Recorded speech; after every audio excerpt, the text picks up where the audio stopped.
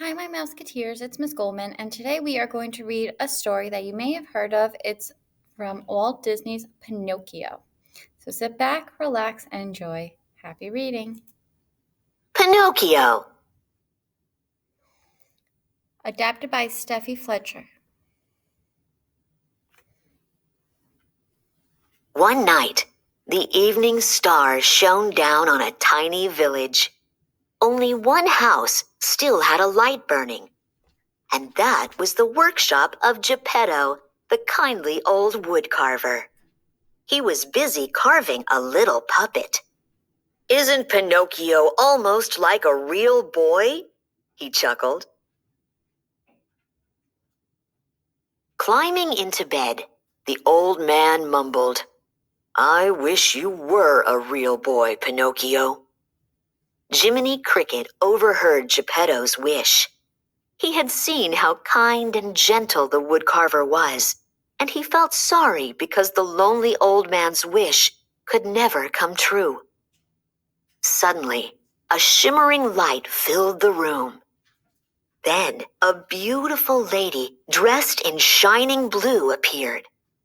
She raised her wand and said, "Wake, Pinocchio. Skip and run. Good Geppetto needs a son."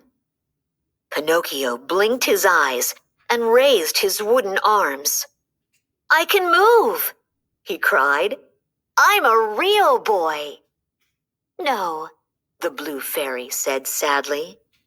"You have life, but to become a real boy, you must prove yourself brave, truthful, and unselfish. And Jiminy Cricket would help." The next morning, Geppetto couldn't believe his eyes.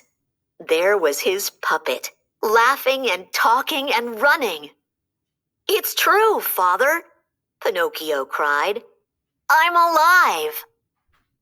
After the initial joy was over, Geppetto said, "But now, Pinocchio, you must go to school.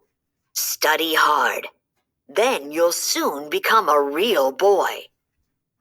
Meanwhile, Jiminy Cricket had overslept and now jumped up in a great hurry. He caught up with Pinocchio just as the silly little puppet was walking off with the worst pair of scoundrels in the whole countryside, J. Worthington Foulfellow and Gideon. The villains convinced Pinocchio that he should forget about school and become an actor. "But Pinocchio," cried Jiminy, "what will your father say?" Pinocchio said, "Father will be proud of me." Soon they came to a marionette theater.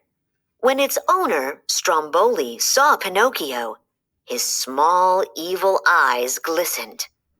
"What a drawing card!" he exclaimed. "A puppet without strings!" The fox nodded. "And he's yours," he said, smiling greedily and holding out his paw. "For a certain price, of course." That night, Pinocchio sang and danced. The audience cheered for more. A puppet without strings. It was a miracle. But when Pinocchio started to head home for the night, Stromboli snarled at him. "You're mine, and you stay here." And bang! Before Pinocchio could resist, he was locked in a bird cage. Oh, Jiminy," Pinocchio sobbed. "Why didn't I go to school? I'll never see my father again." Suddenly, the blue fairy appeared before the sad friends. "I'll help you this time," she said, "because you are truly sorry. Run home now, Pinocchio, and be a good son, or you'll never become a real boy." "Whew!" Pinocchio sighed thankfully.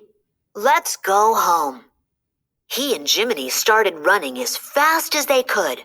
But whom should they bump into but Foulfellow and Gideon? This time, Foulfellow persuaded the gullible puppet to forget his good resolutions and take a rest cure on Pleasure Island. "You promised to go right home," Jiminy cried. "But Foulfellow says I need a rest after my terrible experience." They came to a coach bound for Pleasure Island. It was pulled by small donkeys and filled with noisy boys. As Pinocchio climbed aboard, Jiminy saw the evil-looking coachman slip Foulfellow a heavy bag. Again, the fox had sold Pinocchio. After boarding a ferry, the coach docked at Pleasure Island. Here, streets were paved with cookies, and fountains spouted lemonade. Pinocchio soon made friends with a young bully called Lampwick, who was always in the middle of mischief. Jiminy was not happy. He shouted at the puppet to go home. "Don't tell me you're scared of a beetle," Lampwick snickered. Jiminy was about to march off when all of a sudden Lampwick and Pinocchio groaned. The boys were sprouting donkey ears. "It's donkey fever," whispered Jiminy, horrified. "You were lazy, good-for-nothing boys, so you're turning into donkeys." They quickly dashed through the streets. As they rounded a corner, they saw the coachman herding a bunch of braying donkeys, many of which still wore boys' hats and shoes. Pinocchio and Jiminy managed to climb up the wall surrounding the island, but Lampwick had already turned into a donkey. There was nothing they could do. With a lump in his throat, Pinocchio followed Jiminy and dove into the sea to escape. They had a long, hard journey home. By the time they came to the village, it was winter. They hurried to Geppetto's door and pounded on it. But the house was empty. Just then, a gust of wind blew a piece of paper around the corner. "Hey, Pinocchio," Jiminy exclaimed. "It's a letter." "Dear Pinocchio, I heard you had gone to Pleasure Island, so Figaro, Cleo, and I started off in a small boat to find you. Just as we came in sight of the island, out of the sea rose Monstro, the giant whale. He opened his jaws. In we went. Now, dear son, we are living in the belly of the whale.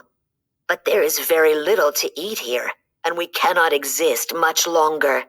So I fear you will never again see your loving father, Geppetto." For a while, they were both silent, too sad to speak. Then Pinocchio stood tall and said, "I am going to save my father." Just then, a dove wearing a golden crown appeared. "I will take you," she said. "Climb on."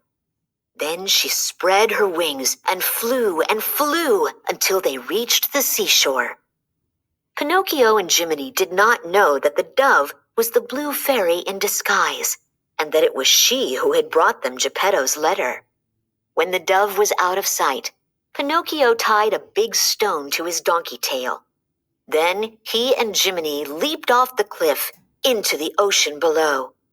As soon as they reached the sandy bottom, Pinocchio scrambled to his feet. "Come on," he said. "Let's find Monstro." "We'll never find him," muttered Jiminy. "We're probably looking in the wrong ocean."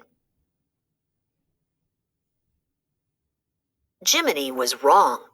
Very near them floated the whale they were looking for, fast asleep. Inside the whale was Geppetto. He had set up a crude home from the ships the whale had swallowed, and every day he fished in the whale's belly. But now that Monstro was sleeping, no fish came in. "Not a bite for days, Figaro," Geppetto said mournfully to his cat. "If Monstro doesn't wake soon, we'll all starve." Just then, Geppetto felt a nibble. "Food, Figaro!" he cried. But when the catch was landed, it was only a cookbook called How to Cook Fish.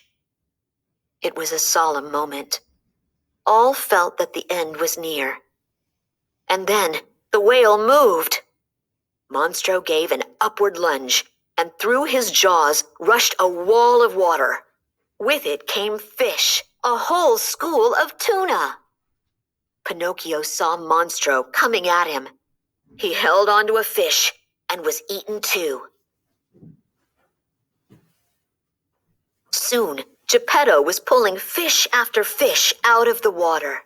He was so busy, he almost didn't notice Pinocchio getting pulled on board. "Oh, my own dear son," he exclaimed. "Is it really you?" They were thrilled to see each other again. Now, if they could only get out of the whale. Pinocchio had a plan. The puppet set fire to a pile of crates. As the fire began to smoke, they jumped onto a raft. Soon, the whale gave a monstrous sneeze. Out went the raft, past those crunching jaws, into the open sea. But they were not yet free.